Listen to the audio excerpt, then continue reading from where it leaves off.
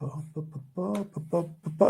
I think we're live. Here we are. It's 4 minutes after. Sorry about that, everyone. We're a little bit tardy. Wait a minute. Today. There's no one here, and oh, I'm.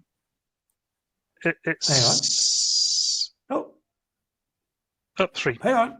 Can anybody see us? What's going on here? We got something weird going on with our software.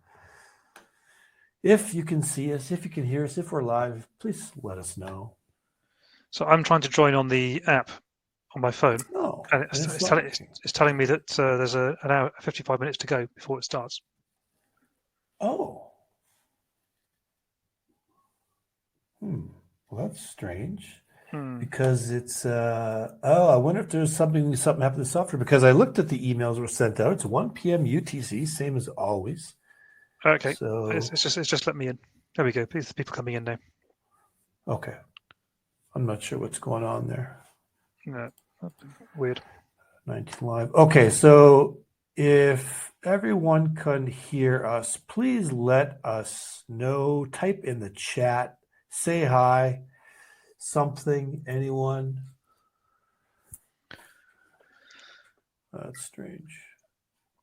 Yeah, I think there must have been an issue with the link. Yeah. Okay. So I see. Okay. So there's Jason, Mark, Bruno, Luke, Dom, Dimitri, Jelly, Dennis, Chris, Alex, Don, Def, Eric, Core, Sylvanus, Darren, Johan, Alwyn. Okay. So are you seeing chats coming up, Richard? I see a chat. I see Gel or Jelly says hi, gentlemen. Okay. Don and Johan. Jelly rolls with us again today. Excellent. Okay. Hi, Chris.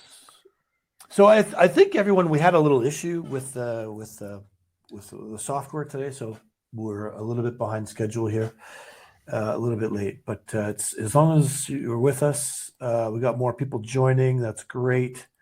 So that was a little bit of a hiccup. Hey, you know what? We're traders. We're not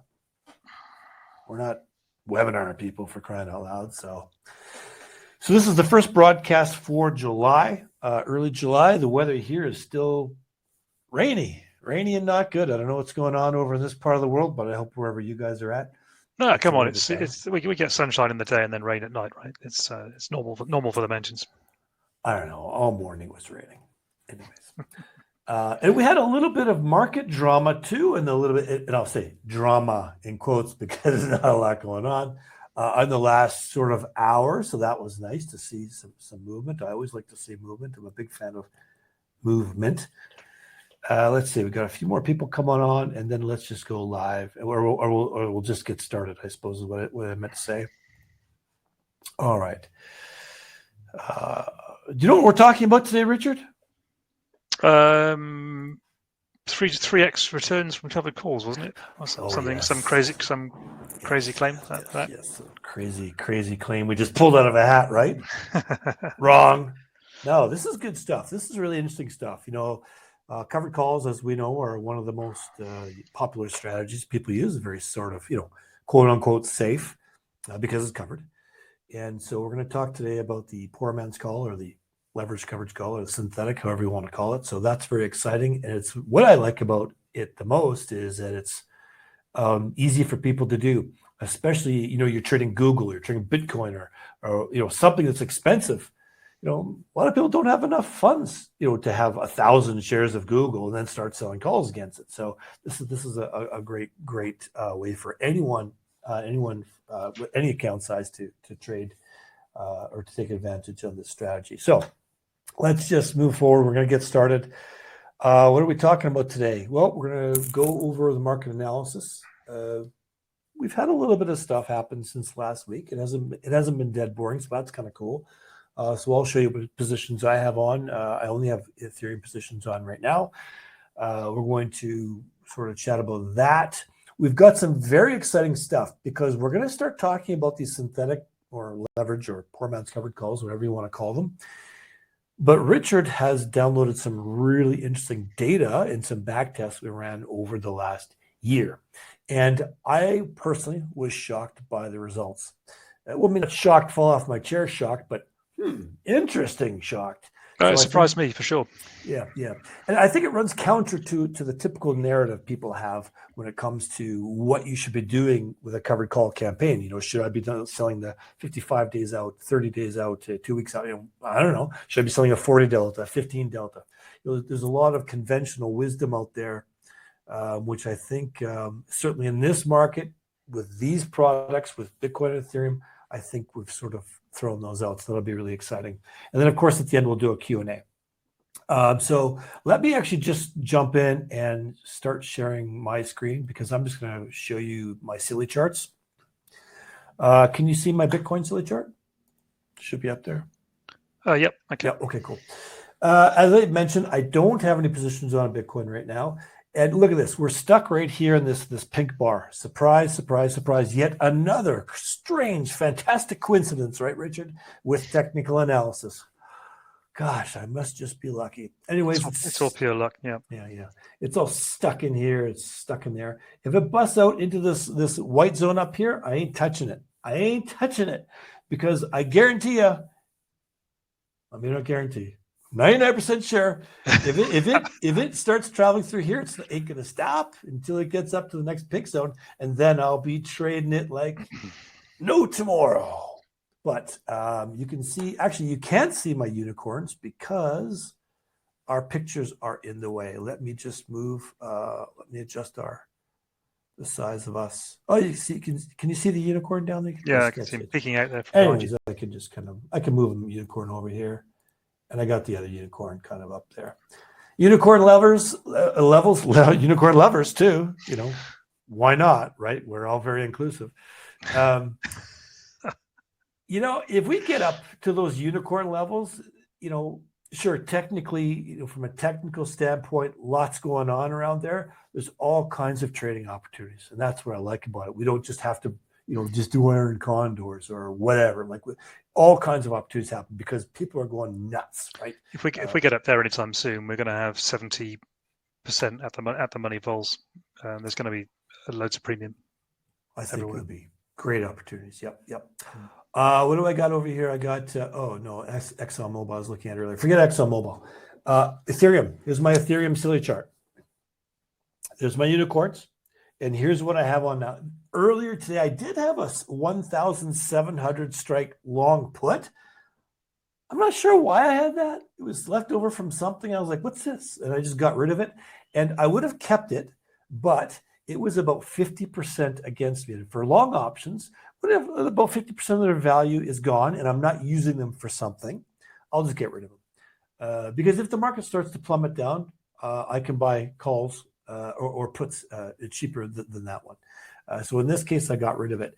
Now, what do I got? I got a July 14. You can see my July 14. So that expires next Friday. I got a 2050 short call. Now, all these are covered calls. So you can see the price here. This is 2050. And here's the time when it expires. So for anyone who's new, if the price of Ethereum stays underneath here by this blue line, I keep all the premium. Now, of course, if we can see this big down move here, well, not a big down move, a bit of a down move in the last hour or so, came down about $60 or $70 from its high.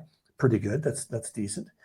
If this keeps moving down, these calls, all these calls will become next to worthless, and I'll buy them back cheap. I won't take them all the way to the blue line expired. So I've got 2050 short covered calls. I've got some July 21, so right here, and July 28, 2,100 short calls. I've got some July 28, 2,200 short calls. And I did have some long 2,300 calls. I think I put those on earlier, maybe on a big move up for some reason. I'm not sure. I might have done it as a long spread for some strange reason, but I was like, what are these doing here? I got rid of those. Those are about 52% against me. So I hit my rule anyway. So I got rid of them. I sold them, closed that position. Now I do have these short calls. Are they short calls? Are they covered? They might actually be covered. There might be a little tiny bit of naked calls in there. Doesn't bother me. I don't mind carrying some naked calls because they're a little bit easy to manage. That's all I've really got going on. Oh, shoot. You know what? I did forget to put in this yesterday morning. I forgot. I did sell a put spread a 1,800 and a 1,700 put spread. So where's 1,800's right here, and these are July 14th. So they expire next week. So there and here. So there's two levels. So basically, what I did is I sold these 1,800s. Oops, I meant to go to just across there. I sold these 1,800s and I bought the 1,700s as protection. Now this morning we had this run up to went up to 1,960. I took out about a 50th position and I put an order in to cover the rest at 50% ROI. So I took out 1/5 at 30% ROI. I put an order in at 50% ROI. I didn't hit there yet, but I'm happy if big drama happens next week, we plunge down, I'll just roll those down. But that's what I got going on right now, Richard. I will stop screen sharing and I will send it over to you. Yeah, sure. As ever, there we go.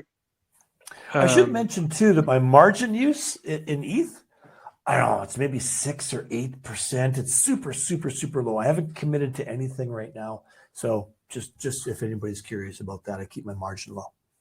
Yeah. So on the contrary, I'm caning it. So we had a $1,000 rally this morning just after expiry on Bitcoin.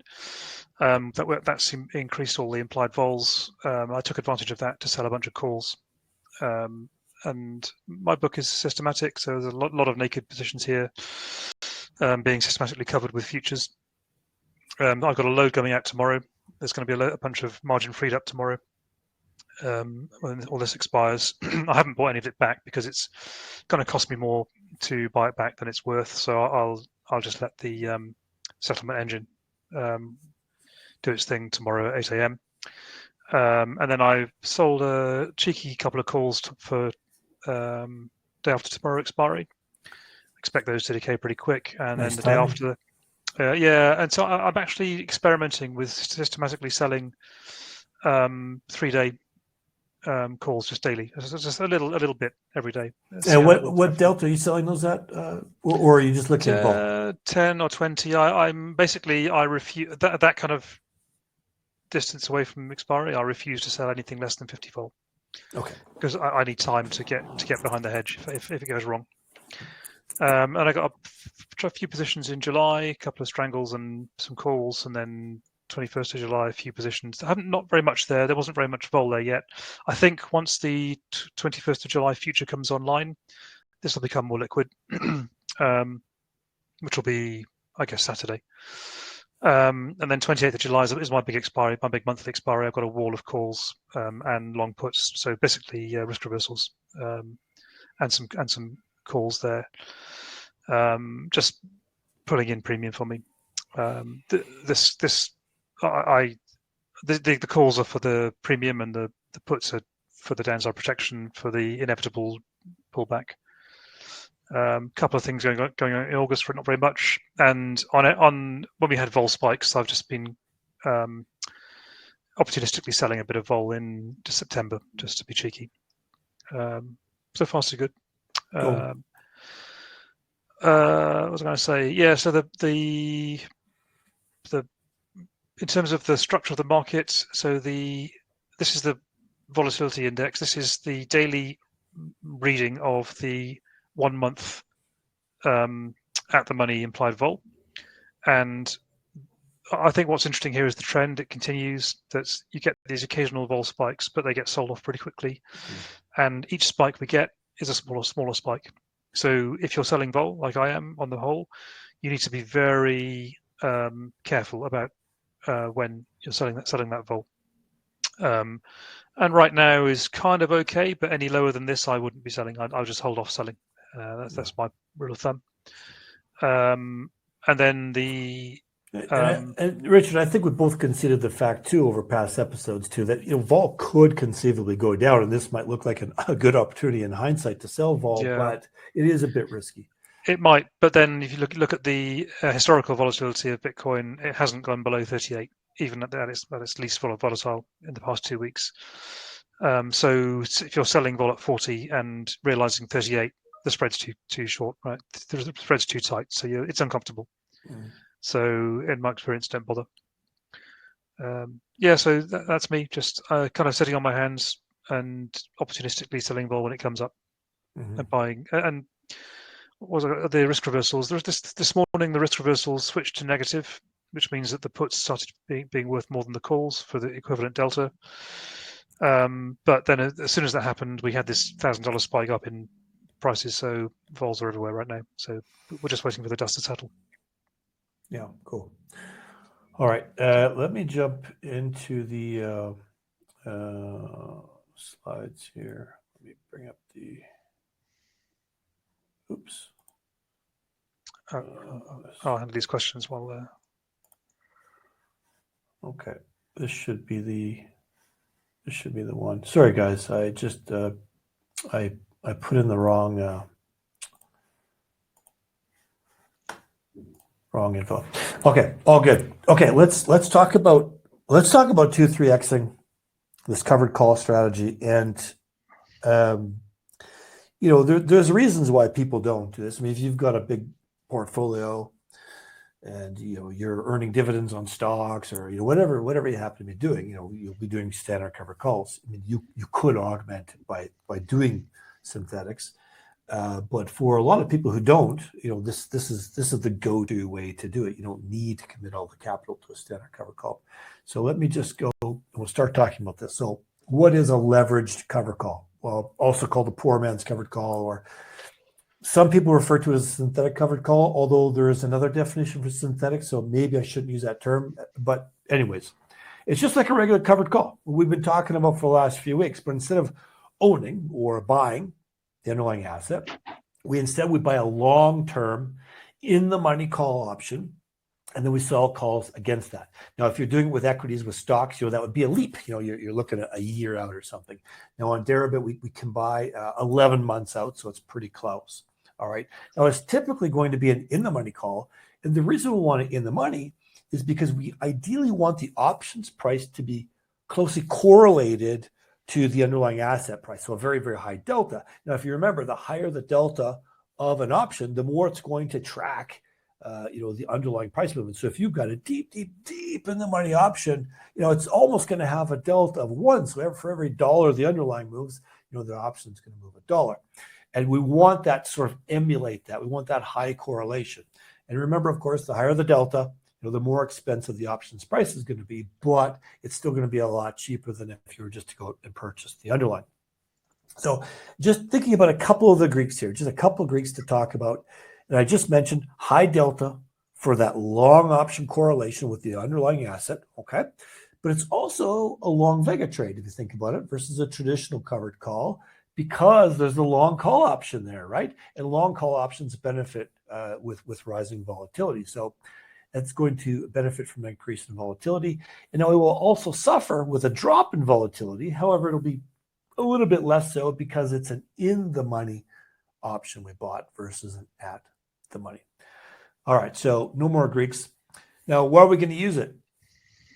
Cost, right? It's going to cost you less. It's going to require less capital to put this position on. And if you're making the same amount from the calls that you're selling, you're going to have an increased ROI. You're going to be deploying less capital to make the same amount of dollars, which will give you an increased ROI. Now, if you remember from last week, this is the exact same info I put last week. Remember, I started a covered call campaign in Bitcoin. I said, look, we'll start it on March 1st. I don't know. Maybe I need a beer. March 1st. And we were going to sell 30 days out. So every 30 days, we're going to let that sucker run to expiry. We weren't even going to manage it if it went through our strike or anything. We're just going to let it go to expiry. As soon as it hit expiry, we're going to sell another 30 days. And what happened? Well, March 31st started was 23,300. So we assumed we either bought Bitcoin at that point or we owned it. And we sold the March 31st 27K call. It went against us. We lost $400. The next month we made $450. The next month we made $425. The next month we made $390 for a total of $865 in premium we collected. But when we factor in the increase in the underlying value of Bitcoin, went from 23.3 up to 30,500. That was quite the nice run over a few months. The ROI was about 34%, which, hey, that's fantastic, right? There's nothing to sneeze at That's a wonderful return. So when we take a look at a leveraged covered call, so the exact same thing. Let's just assume we started on March 1st. Well, instead of buying Bitcoin at 23,300, we went out and we bought a December 23, so December 2023, 20,000 strike call. Okay, so it's an in the money call we bought at that point. Now, we would have actually been better off to wait till the end of March before starting this campaign and wait for the new option to come out, which would have been in March of 2024 to give us a full 11 months. But hey, whatever, we got what we got here. Anyways, what we did was we have the same return because we're selling the same options, right? We sold the 27K, we lost it. We sold the 31, the 33, the 32. We made the same amount of money on the calls we sold, $865. And then we went and we sold that long call option. So at the end of June, that long call option, the December 23 call option, was worth about $11,000 because it went up intrinsically, right? So we had $5,165 profit, but we only deployed $6,700. We didn't have to use $23,000 like we did if we owned Bitcoin, which gave us about a 77% ROI. So that's the power of the leverage covered call. That's why it's called leverage. You got some leverage there. Okay. So that's why you could 2 or 3x versus a typical covered call. Now, what I'm going to do is I'm going to hand this over to Richard because what we've done here is our friends over at Immersive Finance provided us the data where we did a back test for the last year. So from June of 2022 until June of 2023, we looked at a bunch of different variations if we're selling weeklies, 2 weeks, monthlies, and we looked at both Ethereum and Bitcoin. Now, we don't have time to go through it all. So we're just going to show you the weekly Bitcoin covered call campaign, and we're going to show you the monthly Bitcoin covered call campaign. Now, we do have the rest of the data available. I put it into a blog post and I put it on our website, and I'll give you that link towards the end of the show. We should have it live by then. But Richard, if you want to go through this with everyone, that'd be really cool.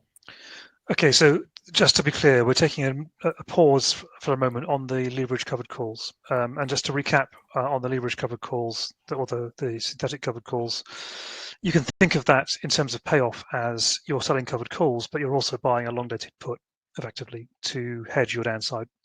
So although you're leveraged, you've actually got a stop loss implicit in that. So it's actually quite a good and safe way to leverage up. Now, the next question, and the reason we've got the graphs here, is we wanted to tackle the question of actually which calls should I be selling against my Bitcoin. And this applies to whether you're selling leverage covered calls or just standard ones. So this is actually a hard question to answer because there's all kinds of backtests you can run. You can say, what if I just dumbly sold a 10 delta or a 30 delta call against my stock or my Bitcoins and let it run to expiry? What if I rolled it if it got in the money? What if I rolled it if it got at the money? What if I bought it back if it got cheap? And so there's a whole bunch of variations. But as a baseline, what we wanted to do was just get the baseline data. What would I do? What would happen if I just dumbly sold covered calls week to week, month to month, at a certain delta above the underlying price and leave it to expiry? So this graph you're seeing on the left shows two lines. The blue line is the value of the Bitcoin over the past. This is the past 12 months, correct? And the value of the yellow line is the value, the present value, if you had consistently sold a 10 delta call, weekly call, and let it run to expiry every week, dumbly. Whether it's in the money, out of the money, don't care, just let it expire. And actually what you would find is that for most of the time, certainly during the bear market, you make money. So there's a gap between the yellow line and the blue line. And in fact, that gap is summarized on the right-hand chart, which is the extra yield. And you can see that for the first half of the year, you're making an extra $2,000 on your Bitcoin, so about 10% yield. But then Bitcoin rallies, and notice that the yield then goes negative very quickly as that one of those covered calls gets in the money.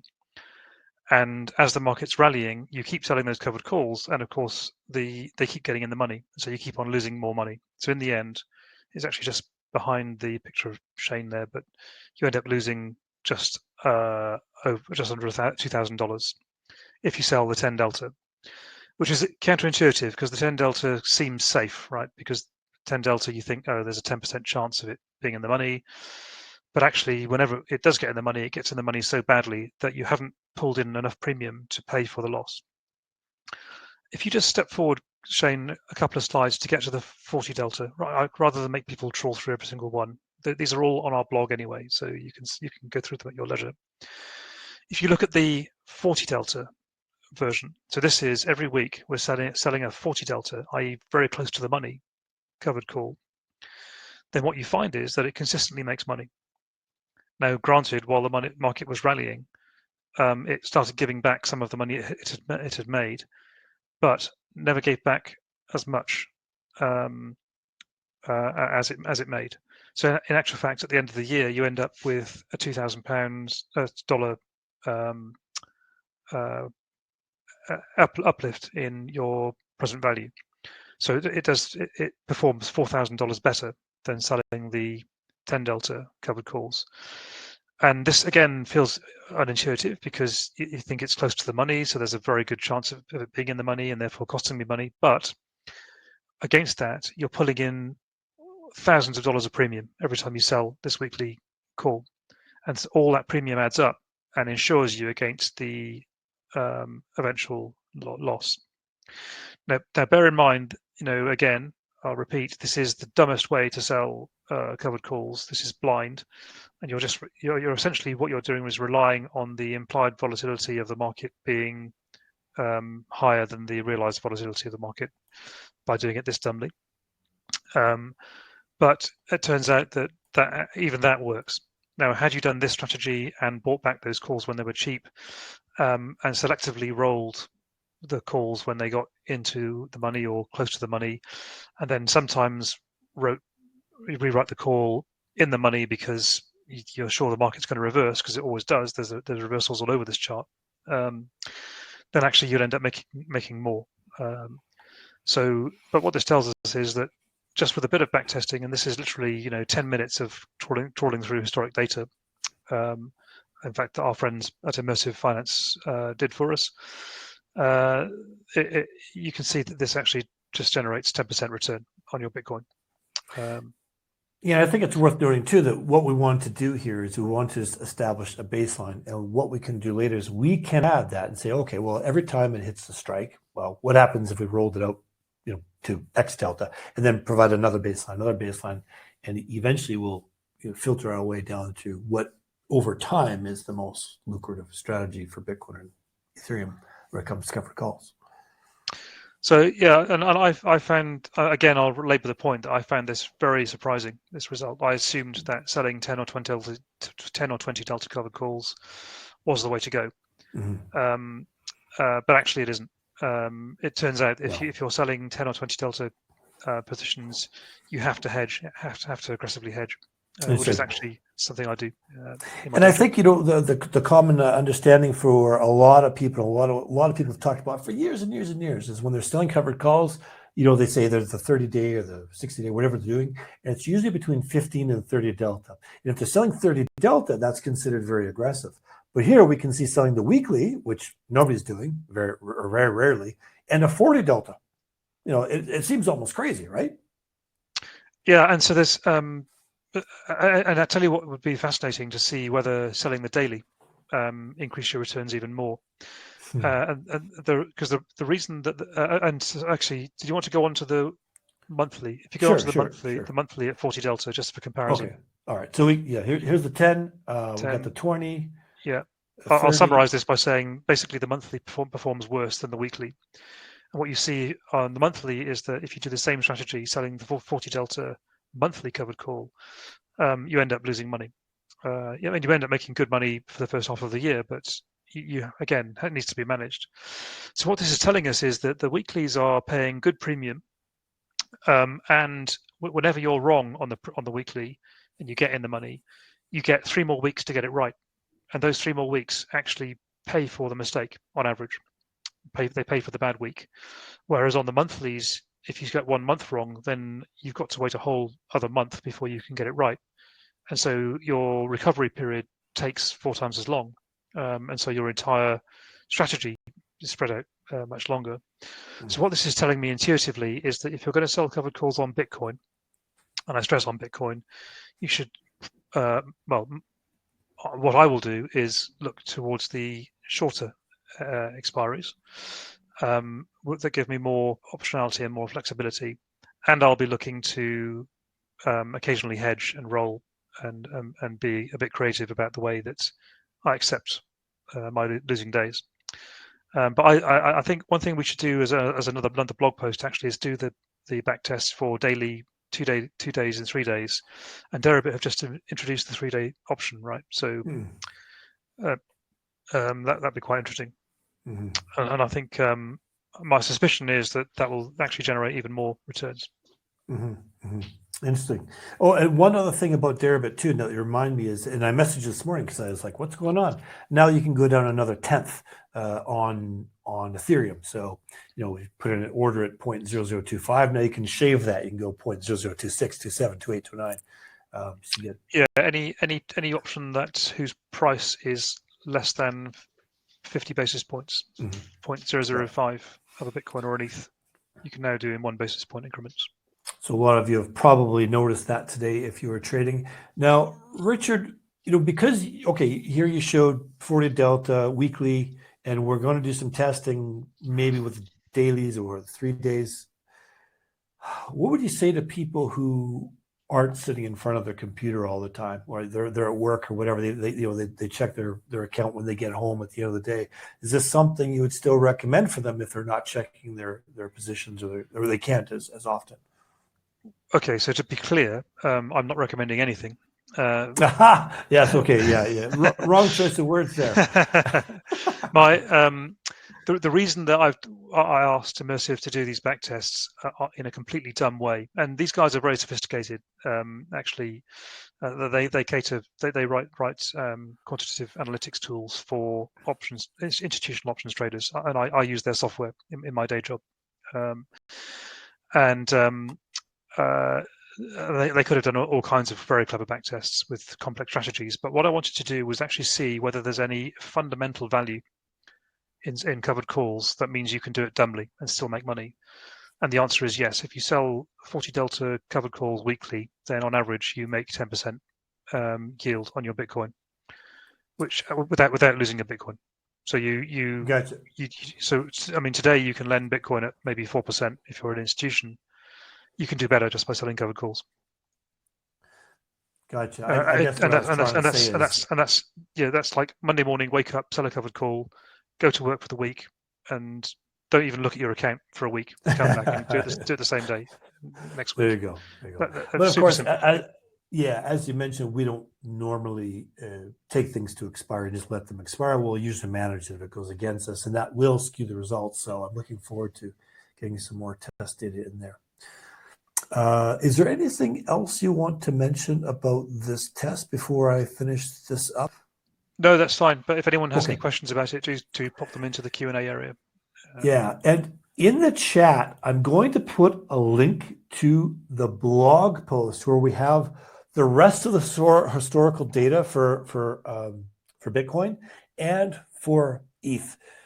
Now, we just put the blog post up. We don't have all the images yet, but you've got it there. So by a couple hours, it should all be populated. So I'm just going to hang on. Let me go back here. I'll put it into the chat. Okay, there you go. There's a link. All right, so let's carry on. Finish this up, talking about these leveraged cover calls. The risk. Well, the interesting thing about this, and I don't know why, people always think when they're selling covered calls, they think the risk is to the upside. Well, what if the thing blows through my strike? So you're just going to lose out on, it's just money you're not making versus you're losing money. I mean, we don't want that to happen. We want to make as much as we can, but the risk is always still a downside, right? If the underlying asset price falls significantly, certainly below that break even, that's where you're going to start, losing money, right? So time is a second thing. When we're running as a campaign, if that underlying asset does not rise in price, the long call that we bought is going to lose value, and it could expire. It's going to expire worthlessly if it stays under if the price stays down. It will eventually expire worthlessly. So a decision is going to be made in the future of when you will sell that long call option. So, for example, a typical scenario is I'll buy a 1 year in the money long call option, and I'll sell calls against it for, let's say, 3, 4, 5, maybe 6 months. But at 6 month mark, I get rid of that long call option because I don't want time decay to start eating away at it. And hopefully at that point, maybe the underlying asset has appreciated in price, as we saw on our Bitcoin example where we ran it from March. Wonderful, great. You can cash out and make some good cash. Now, what happens if the underlying price rises with a leverage covered call? Well, we will just manage it like any other covered call or short call if we chose to do so. And we could also not manage it, as our example showed. Now, some people don't manage it. They let it go to expiry. That's not something we typically do, but some people systematically do that. Fine, whatever. You can roll it out. You can roll it out and up. You can split our risk. You can roll into a strangler, an iron condor. We've covered these things in the past. That's fine. You can do all those things. You can basically manage it the same way if it goes up. Now, what about if it goes down? Here's where we need to look at a little bit of a difference between a synthetic and a standard covered call. Because if the price goes sideways or drops a little bit, that standard covered call is going to print you money until you decide to stop the campaign. You can run a campaign for years, right? If you wanted to. You can still do the same thing with leverage covered calls. You just have to roll the long underlying. But you can just do it or until you sell the underlying asset. You think, hey, Bitcoin's, that's it. It's not going up anymore. We're just going to sell it. Fine. And you can end your campaign. When you stop the campaign, you're still going to own the underlying at market value with a traditional coverage call. You still got that asset there, and you can do whatever you want with, okay? With a leverage covered call, that long-dated option is going to be worth much less depending on how much the underlying price has dropped and how long until expiry. Obviously, the closer to expiry, the more that time value is going to start to eat away, or the time decay is going to start to eat away at the price. If there's little price change over the life of that option, just farting around, not really moving anywhere at expiry, that option is going to be worthless. So you want to get rid of that long option while there's still some value to it if it hasn't appreciated in price. And that's just a nuance. You got to figure out when that price is good for you. Everyone's a little bit different. Now, when you're running a leveraged covered call campaign, ideally, you want the underlying asset price to appreciate, which is the same with any covered call campaign, right? We want the price to appreciate. We don't want it to go so high as it goes above the strike price, ideally, because we want to collect both the premium and have appreciation in the underlying asset. We don't always get our way. We would normally want to sell that long call portion well before expiry, as I mentioned. Again, ideally, if the underlying price has risen and we're capturing that intrinsic value gain and we're selling it with plenty of time premium built in to it as well. That's why we're buying the in the money, long dated option, 11 months out, or if you're in the equity world, you're buying a leap, way out into the future. So what if the price drops significantly? The bottom just falls out of the market and boom, the thing hammers down. Again, that's the biggest danger to any covered call strategy, right? Because the value you'll be losing on the underlying asset is going to far outweigh the premium you're collecting from the short calls. At least with a traditional covered call where you own the underlying, it's always going to be worth something, the market value. It could be worth zero, but you always have some market value there. You can hold it. And a lot of people are hodlers, right? They're going to, I don't care, I'm going to hold it. You can continue to sell calls against it, puts against it, iron condor, whatever you want to do. You can do things with that asset. It might take you years to make it back, but they're willing to do that. It can happen. With a leverage covered call, you get that big drop.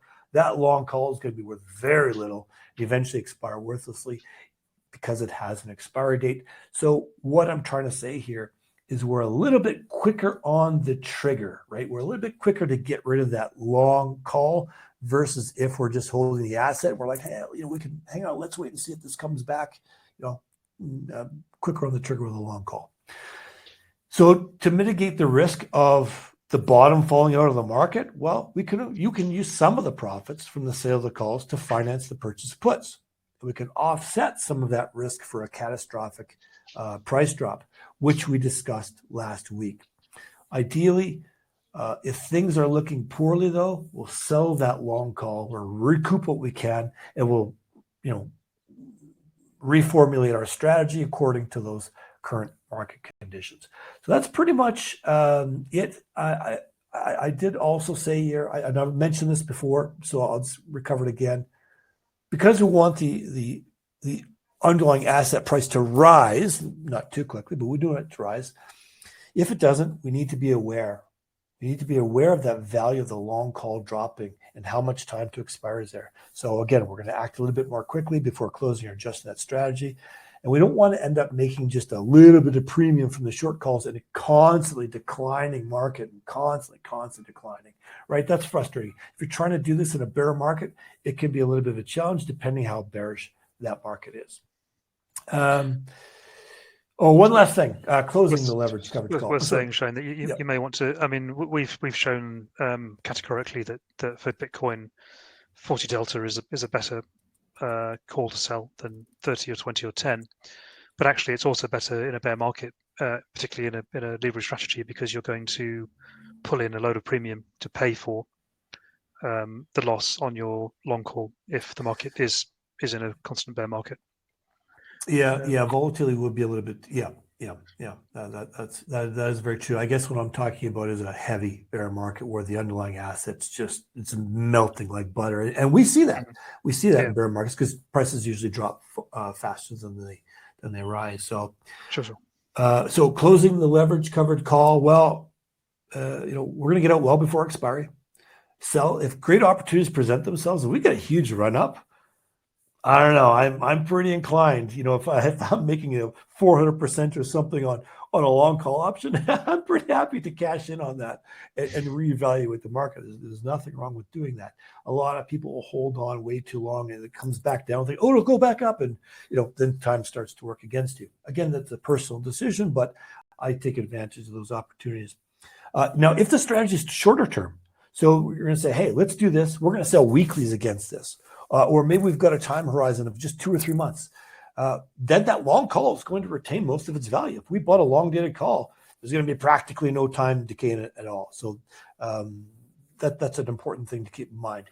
And if you do this, congratulations, because you've earned a higher ROI because you spent a ton less money on that long call versus buying the underlying asset. So that's pretty much it for this. We'll go in, unless you got some comments, Richard. Yeah, I was just going to say that actually, when you're buying a long call so far out, time decay is one thing, and Strain is right. For the first 6 months, the time decay is kind of negligible compared to the amount of money you're going to make on the covered calls. But also a huge factor that plays into the P&L of that option is the Vega risk. So you don't want to be going and, for example, buying a 1-year call option in the money when implied vols are 80%. You want to do it when vols are 50 or less, because you want to give yourself the opportunity for that call to be profitable, and you also don't want to pay 30 vols in Vega on a 1-year option. It's going to end up costing you $2,000.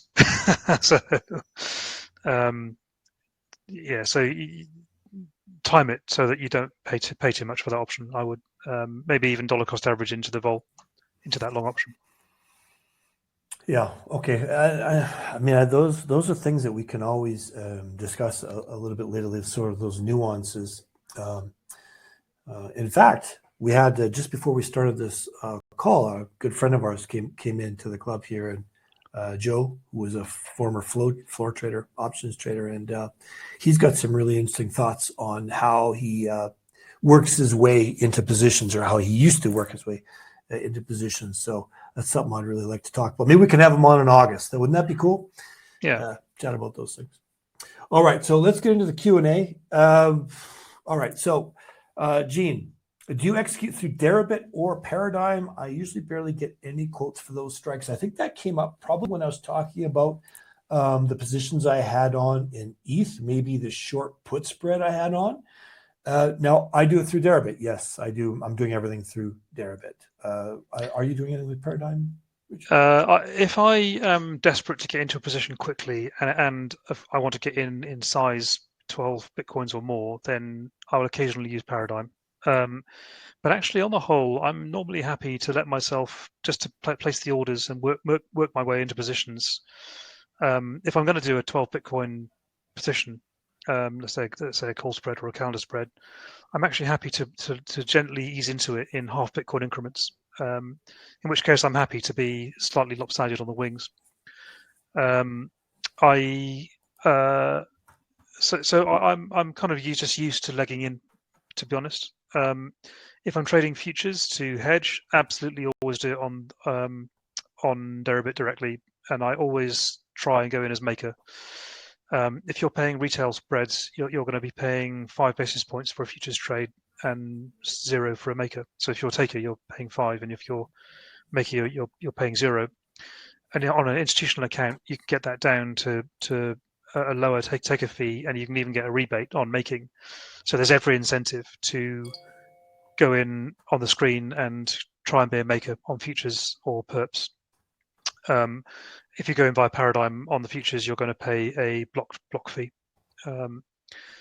So yeah, from my point of view, because I've got time and I'm doing this all day long, then I'm prepared to wait and ease myself into position the hard way. If you're time pressed and you've got flush with cash, then sure, just go and pay the 3 or 4 basis points and go in via Paradigm. Okay, cool. So we did, Richard, I just confirmed that we did have a little screw up in our time. That's what was our technical issue. So it's usually scheduled for 1 p.m. UTC, but there was some chatter a week or two back, so we might do it at 2, but the email's out at 1, so there might have been some mixed message. So for anyone who missed this episode, of course, the replay, you're watching the replay, apologize for that, and we'll make sure we sort that out in the future. It'll be up on our channel, right? It will indeed be up on the YouTube channel. So a question from KDC: if you sell puts and let it run to expiry and you get assigned, you take physical delivery of the coin? No, on Deribit, these are all cash settled. So you're just going to, well, you'll see that, So Deribit's funny. It's cash settled, but you pay in bitcoins. Yeah. So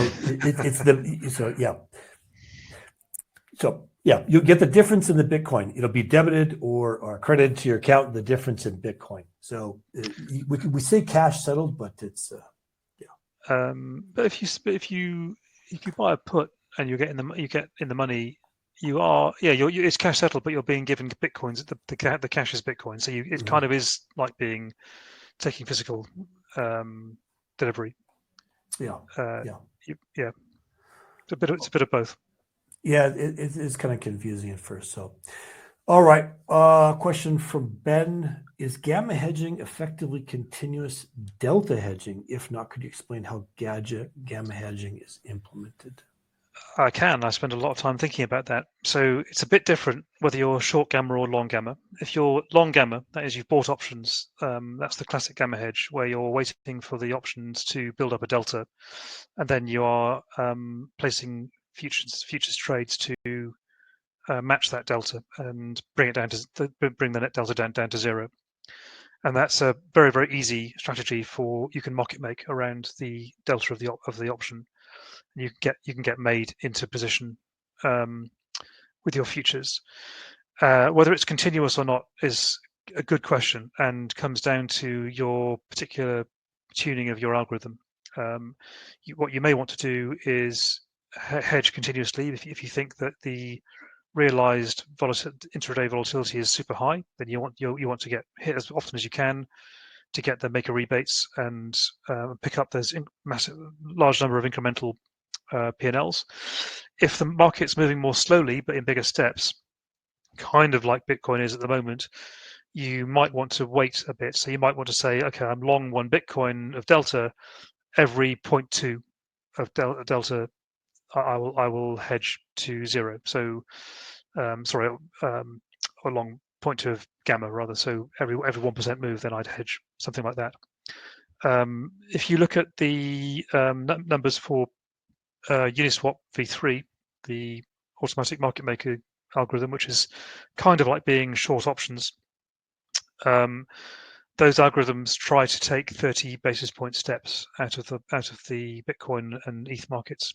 So that and those numbers have been chosen for a reason. So that's probably a good starting point. If you're short gamma, then there's a choice to be made. Do I want to continuously hedge? So theoretically, if you're continuously hedging, you'll do better. You'll follow the curve of the gamma more closely, but you need to be careful not to pay too many crosses and too many spreads, and certainly don't want to be paying fees. So if you can hedge often and early as a maker, then that tends to be advantageous. However, I run systematic strategies that hedge daily, hedge hourly, and also hedge super often. And it depends on market conditions which one makes the most money. To be honest, hedging daily is often enough, depending on which options you've sold. Okay. So it's a big subject. It is. It's very expansive. That was a great question, Ben. We have actually another one from Ben. I'll just jump straight to his so we can do them all at once here. But how do you think about ratios on leverage covered calls? And it's funny because we were just talking about this earlier, like literally maybe 2 hours ago, as part of a broader topic. Worth selling, 2 covered calls and delta hedging with futures. So yes, but if you're going to start selling calls that are hedged, and that's a perfectly good strategy and forms a big part of what I'm doing at the moment, you kind of may as well not bother with the underlying and just hedge with futures, because what do you care? You get the same P&L. So rather than invest, 10 Bitcoins at $30,000 each, you could invest 10 futures at 1/5 of that in terms of margin costs, and sell, I don't know, 20 or 30 calls against those futures, and you're in the same position but with less capital. Fair enough. Let me go back to Q&A. We had a question from Gene, and this is right up your alley. Do you use any algorithmic strategy or back tests are meant to help for better understanding of historical returns like the ones that you showed? Yeah, my day job is actually systematic. Well, I do structured products and systematic trading, and so welcome to my world. We use backtesting extensively, and we do that to uncover systemic mispricings in the volatility surface in order to identify a set of super dumb trades we can make every day that will on average make us money, and then we use those super dumb trades as a basis for a more complex strategy and a bit of prop trading and market making around the shape dictated by those back tests, and that's working very well for us. So and also we rerun back tests every month to be sure that the market hasn't changed its behavior. And in fact, just last week we ran back tests again for June, because June was a tough month for us, and we found actually the market had structurally changed. The spreads between the implied and realized volatility had narrowed more than we'd ever seen before, and so discipline in hedging and cleaning up the book suddenly became super important, whereas it hadn't been for us before. So yeah, backtests are very important to us. That's quite interesting. And speaking about data, Gene, we thought, well, because we have our friends over at Immersive who can really dig deep into that data. What we thought we would do is we thought, well, why not just keep exploring? And sometimes we'll go down rabbit holes, and we're probably going to look to you, the audience, to say, well, what would you really like to explore? Where are these areas that you're always wondered about, or is this actually the most the best way, the way I've been doing it for the last 6 years or whatever you've been doing. I think we're all very interested in just really exploring all these things. So we're going to look to you guys and probably ask more questions in the future. And I'm going to preempt that. I just published a poll. I made it up earlier just because I wanted to get an idea, because Richard and I have completely different styles. And we're probably going to talk about that next week, because Richard is more of a systematic trader. Yes, sometimes he'll do some discretionary stuff if the market presents itself. Sure, why not? Or he might have separate accounts for that, but I trade a different way. So we want to talk about that.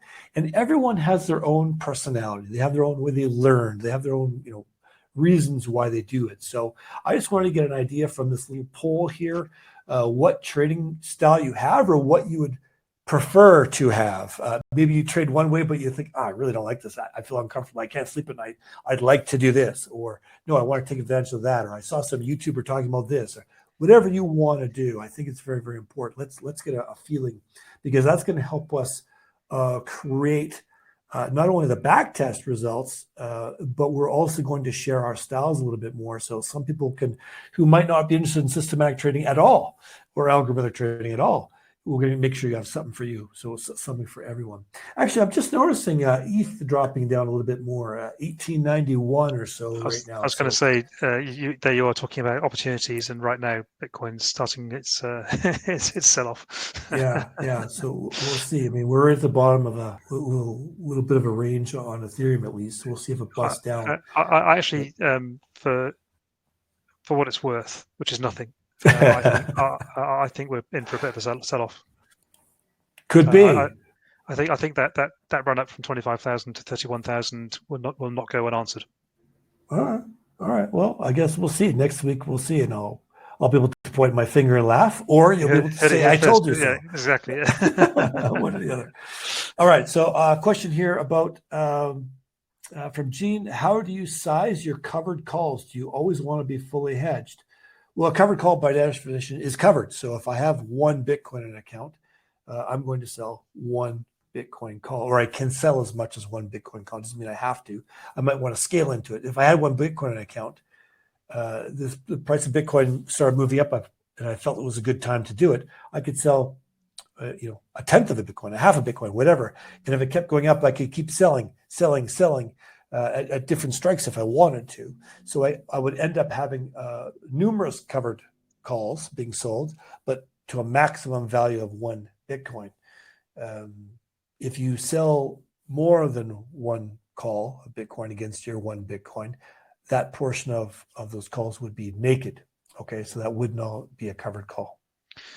So all last year before last, and last year, in one of my very small accounts, I was actually doing a kind of, I was actually selling 3 calls to one Bitcoin and 3 calls to one ETH, and that actually worked pretty well for me. I used to trade the FTSE 100 index, and back then, selling 10 calls to owning one future was a good trade on average. But in Bitcoin is just way too volatile for 10 to 1. So I found 3 to 1 reasonable. And even then, you still have to roll and think about hedging sometimes. Mm-hmm. That's just what I found comfortable. Yeah, and if you're going to stick to the definition of a covered call, just keep it covered. There's no risk. You sleep at night. No fuss, no muss. You won't make as much money as if you take some extra risk, but you can also lose too. It's like going to the casino, right? So, all right. So what do we got next? We got Dennis.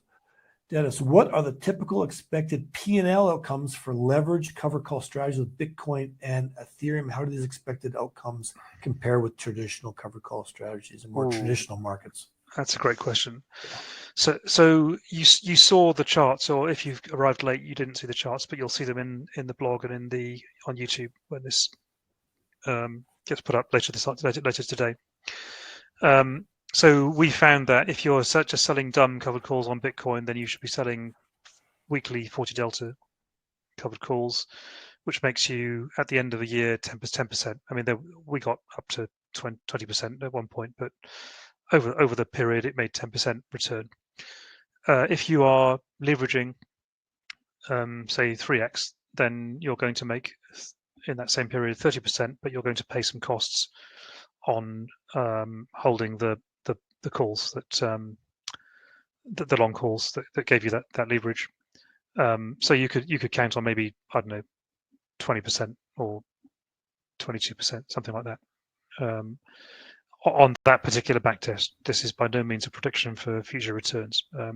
I actually have a feeling that future returns will probably be better than they were last year. So last year was a difficult year.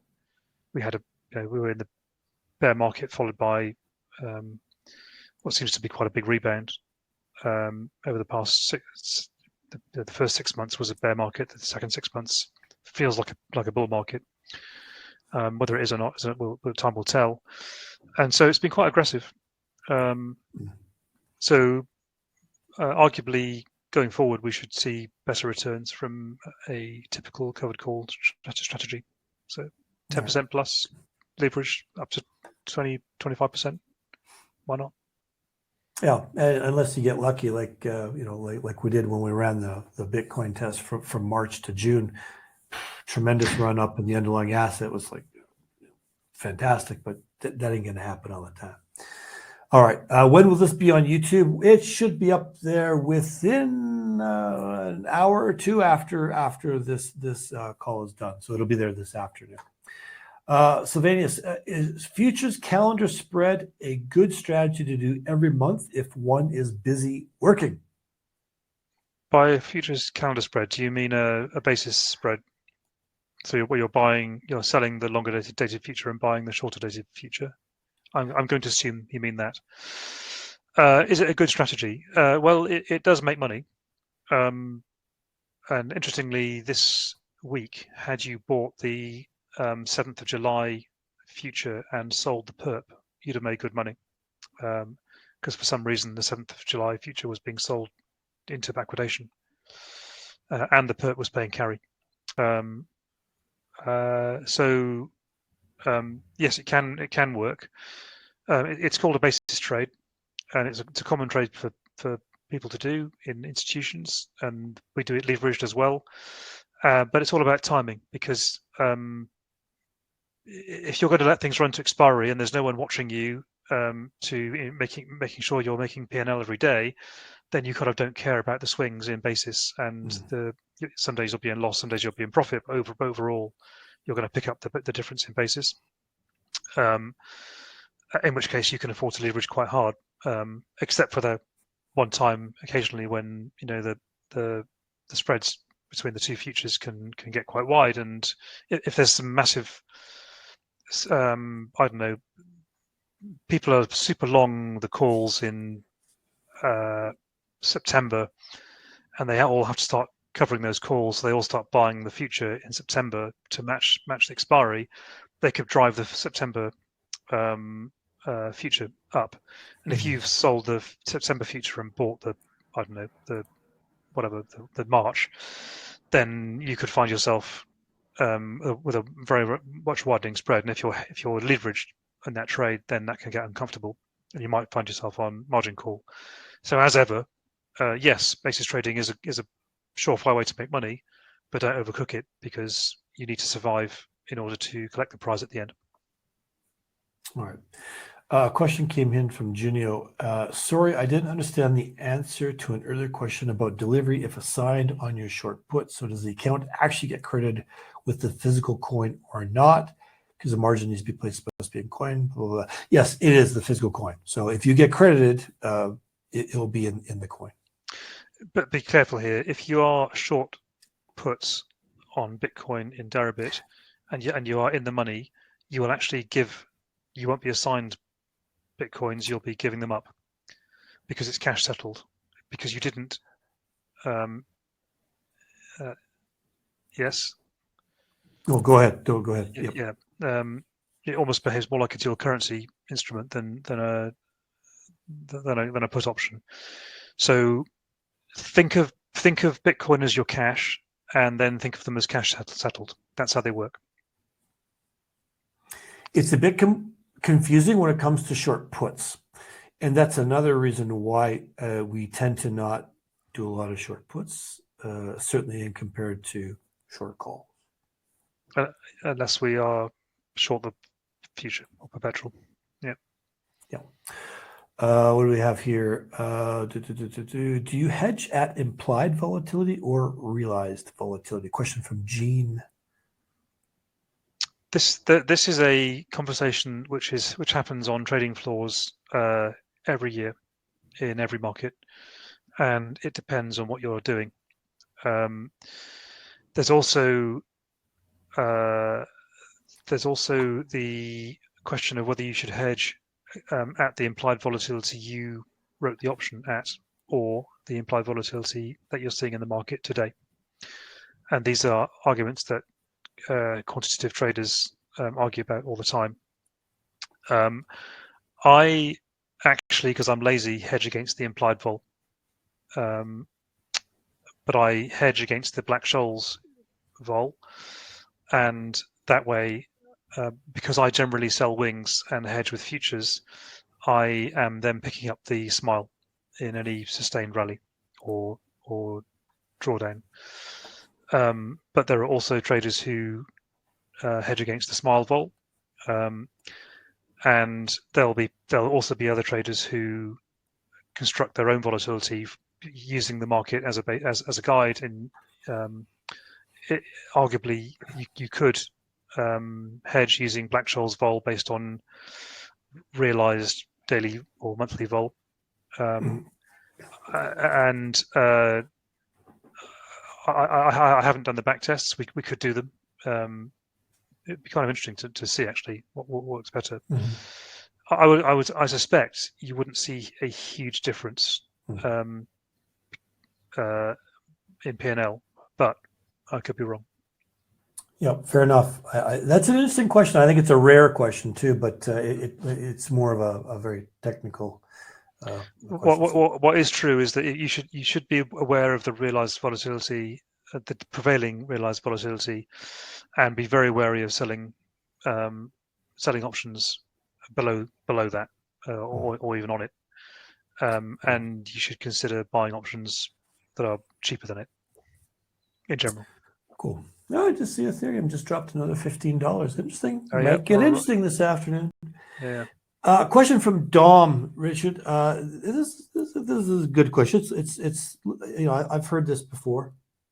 I'm not 100% comfortable sending my Bitcoin to an exchange. So could I just send a fraction of a Bitcoin to Deribit, and then get long one Bitcoin of futures and sell calls against that? Yes, you can.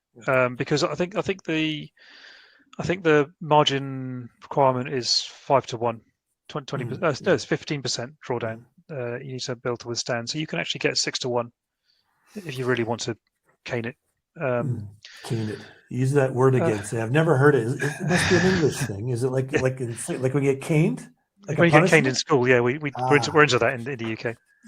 Excellent. So bear in mind you can also send in USDC into Deribit and convert it to Bitcoin on the platform, and you can also buy a call option. Just buy a call option, yeah. So send in a very small amount of Bitcoin and buy a call option.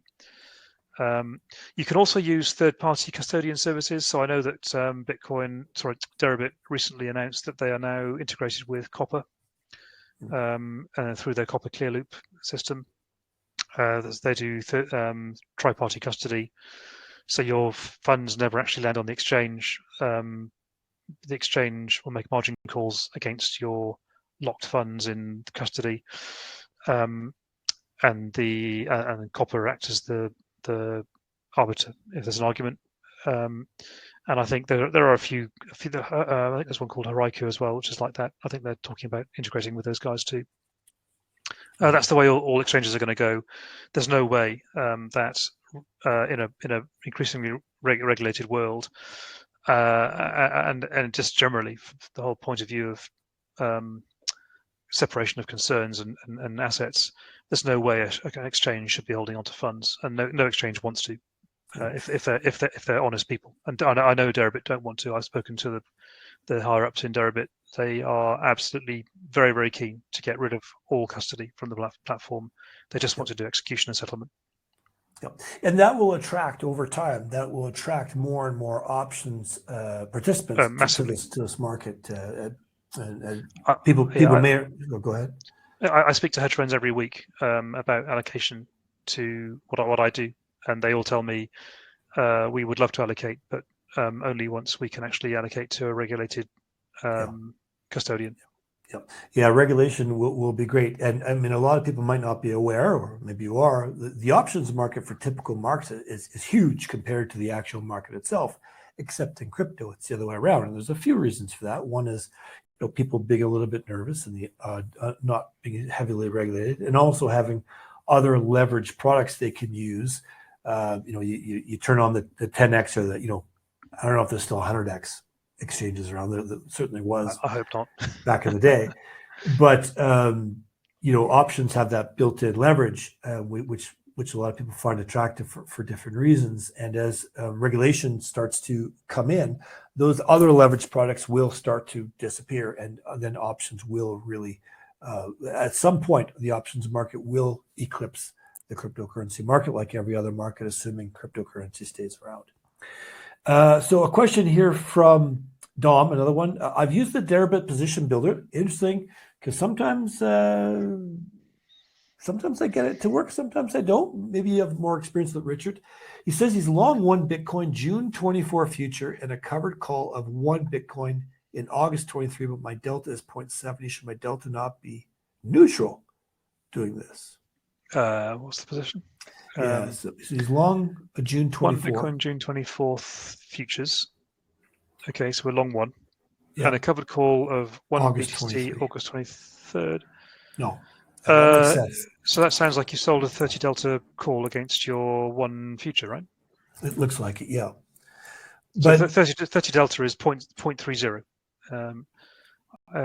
So if you sell one Bitcoin of 0.30 delta, that's minus 0.3 delta versus your plus one delta for your future, leaves you 1 plus minus 0.3 equals 0.7. 0.7. I think it's important to note that delta is going to be dynamic. It's going to change every day as the price of the underlying moves too. And remember, for anyone who is wondering about this, if you have one Bitcoin or one Ethereum in your account, that delta is never going to change. It's like having 100 shares of stock. If you've got 100 shares of Apple stock, it's always going to be 100 delta. Same with one Bitcoin. It's always going to be one Bitcoin, regardless of where the price of Bitcoin moves to. Okay. But the options delta will change. That's why it's called dynamically hedging. You might wake up tomorrow and find, oh my gosh, now my delta is 0.5 or whatever, depending on the price of the underlying. Richard, a question from Alwyn. When you're talking about that futures trading, I think that's the futures calendar trade. Isn't basis trading against the spot price? I could be guilty of being lazy in terminology here. He's probably right. I don't recall what you said. I was talking about trading perps versus futures, or one date of a future versus another date of a future, which I guess is I still think it's got to be a basis spread, isn't it? Or you could call it a future spread, or it's a yield swap, isn't it, or a funding swap, whatever you want to call it. What I do know is that on the whole, perps actually on average pay quite a lot of funding. So if you're short perps and long futures, in general, I found you make money. Because perps, as the market's rising, obviously the perp tends to trade above the cash, and so it tends to pay a lot of carry. And you expect in a bear market the perp to trade under the cash and therefore cost you carry if you're short of it. But actually, I've found that hasn't been the case for the past 3 months at least. Any idea as to why that is? Probably. No, don't know. Okay, let's leave it at that. I could guess, but it wouldn't help anyone. For a long covered call campaign, is it better to be long a specific future rather than the perp? Oh, we've talked about this before. Right. So I am always really wary about being long the perp. because when markets go up, the perp the spread between the perpetual and the cash tends to get quite big, and you could end up spending 10% of your capital in a week in funding costs. So I hate being long perps for more than I have to be. I'll use them to hedge for instantaneous hedging, and then I'll quickly go off and push and swap between the perp and the dated futures to match my deltas in each expiry, and try and get rid of my long perps position if I at all can. Most of my trading tends to be trading to return dollars as the accumulation currency, so I'm always short perps against the Bitcoin or the Ethereum I'm holding in the account in order to generate yield, and just that alone generates sort of 5-6% a year, if not more. Oh. And I'm always usually long the dated future, or sorry, trading the dated futures when I'm hedging, just because I don't even want to think about that stuff. So let's see, how is Bitcoin options taxed in the UK? Oh my gosh, I don't know. I don't want to give any tax advice. I have no idea.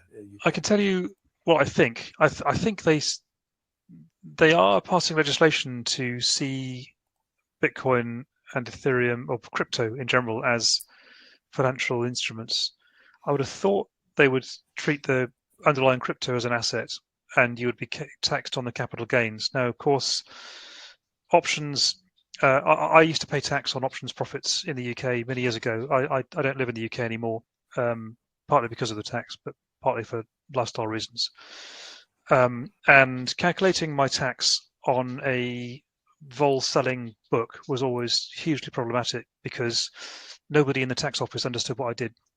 And so I would try and explain it to them, realize that they didn't understand it. And so in the end, my accountant said to me, just tell them what you think tax you should be paying and offer that. And they just accepted it. This is not tax advice. No, that's actually. I think I owe you this.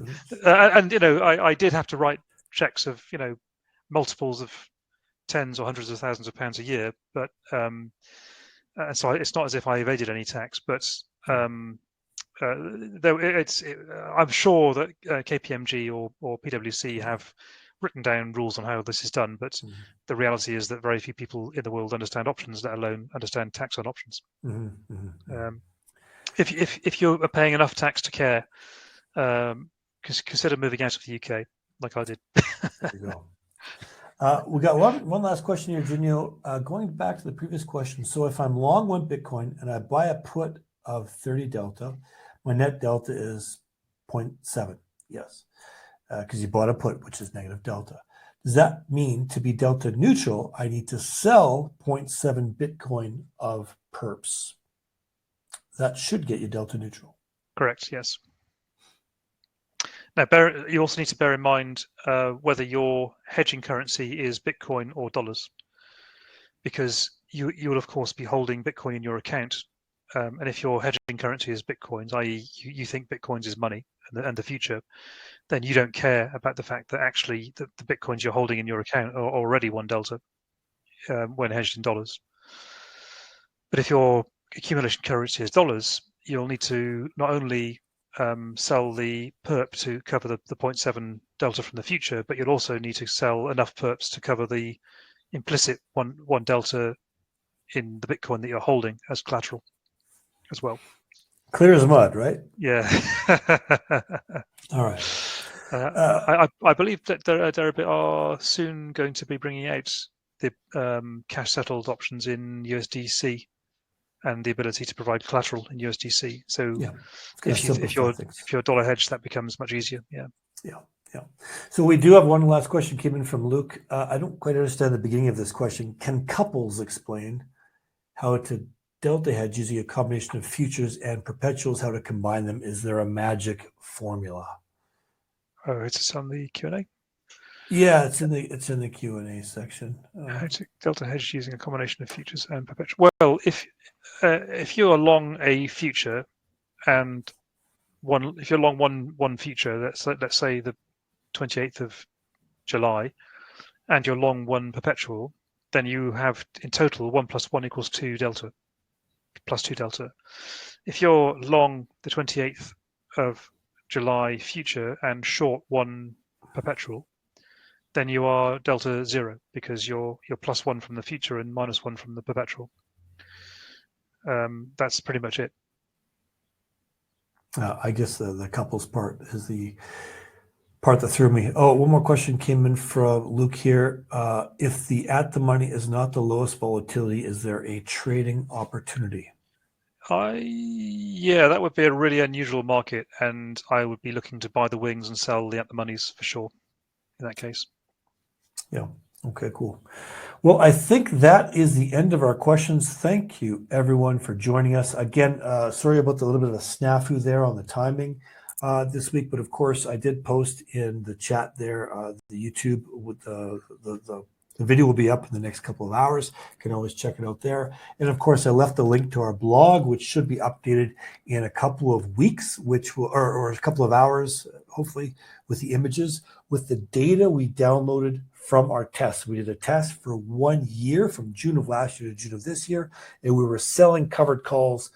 We're doing 10, 20, 30, 40 deltas, weeklies, the 2 weeks, and the 1 month for both Ethereum and Bitcoin. So check that out. Very interesting stuff. A lot of surprising results. I think we're going to go a little bit further on this in the future. And of course, in the future, we do want to talk, we want to get some feedback from everyone about what tests they would like to see run on strategies. One last thing before I go, Richard, I will talk about the poll results. When I talked about how you would describe your trading style or your preferred trading style, 40% want to be methodical and low risk. So basically 40% of people want to be friends with you, and the rest of them want to be friends with me. You know. Well, what are you? Are you opportunistic and low risk, or optimistic and high risk? I'm just going to take them all. And you're pretty counter trend as well, aren't you? You're pretty contrarian. I am contrarian. Yeah. Okay, so 45% with me and 55% with you. I think opportunities and low risk is sort of the catch-all that I would say I like to be part in. Fair. Do I do higher risk sometimes? Yes. Have I gotten burned? Yes, I have many times. But with great reward comes, potential mirror on the other side of great loss, and I'm just willing to deal with it, and I can make it back. But I don't recommend for other people to do that. Methodical low risk. So that's great for us because Richard really specializes in that. And I think that going forward, we'll always touch on that type of stuff where we can try to just take advantage of those small opportunities and just ding, ding, ding, day after day after day, which is probably helps us sleep a little better at night than trying to ride the bull all the time. Just to cap off, I've actually during this call, I've actually put the request in to Immersive to see if they'll be kind enough to run those back tests for dailies, 2 days and 3 days for us. I'm cool. Super interested to see that because I bet selling the 3-day covered call every day, like 1/3 of your capital every day, I bet that makes money. Yeah, and it's interesting. And I was running a little experiment a couple weeks back or 3 weeks back where I was doing a daily covered or selling daily calls. Which was insane to me because it's if you're going to let it run to expiry, fine, and just roll it the next day, just do a new one, and let it settle in your account. But if you're going to try and manage that, can you imagine intraday like today managing that up, down? It'd be a little bit manic. You have to be sitting in front of your computer all the time, so that's not something for everyone. But I think the 3-day will be really interesting. So we'll share those results with everyone next week. So we're going to check one last thing here. I think thanks everyone for joining us. We've got a lot of our usual members. We've got a lot of new people on today. Fantastic. And we look forward to chatting with you next week.